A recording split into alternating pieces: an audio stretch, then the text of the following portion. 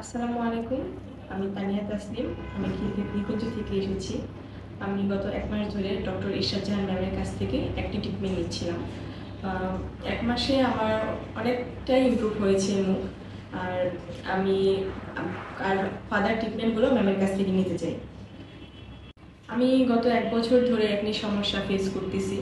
অনেক ট্রিটমেন্ট নিয়েছি, অনেক ডক্টর দেখিয়েছি, কিন্তু কোনো ট্রিটমেন্টে আমার তেমন কোনো ফলাফল আমি পাইনি।